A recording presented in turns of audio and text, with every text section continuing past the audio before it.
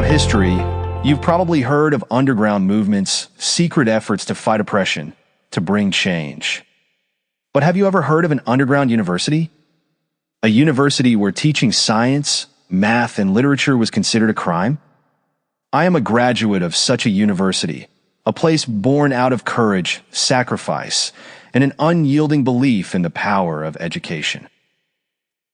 In the society I lived in, education was not a right, it was a privilege determined by who you were, what you believed, and even your gender.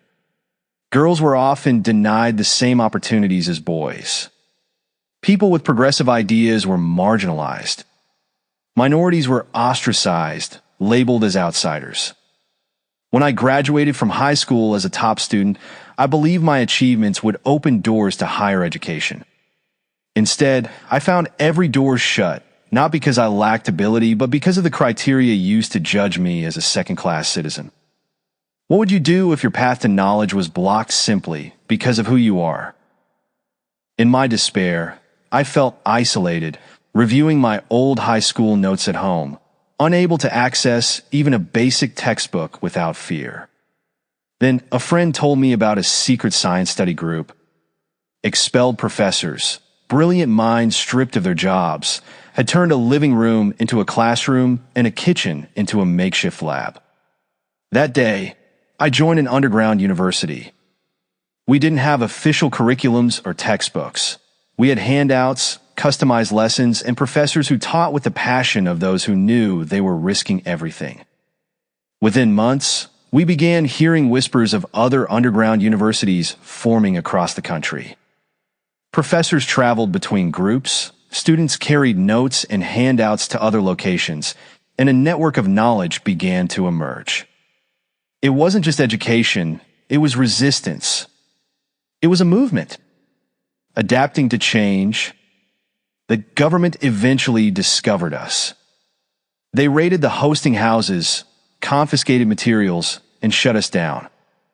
We thought it was over, but then a new door opened: telecommunication and online classes. Without physical spaces to meet, we adapted. Professors from abroad joined the effort, teaching us remotely. For the first time, we could choose fields of study: science, business, literature, even dentistry. It was the birth of something bigger than a single underground university. It became a network of shared knowledge, powered by determination and hope. I graduated from this underground university with a degree that held no recognition in my country. But education isn't about recognition, it's about transformation.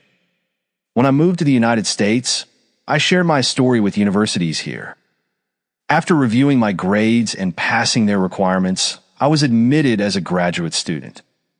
Eventually, I earned my doctorate, and today, I teach at a college, sharing my passion for knowledge and the belief that education can change lives.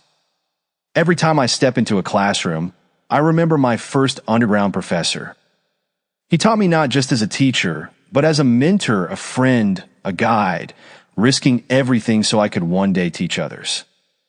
His sacrifice inspires every lesson I share. Stories like mine are not unique. Across the world, there are countless individuals denied the right to learn, not because they lack talent, but because of their identity, their beliefs, or the circumstances they were born into. The underground university is a reminder that even in the face of oppression, the human spirit finds a way. Knowledge cannot be silenced.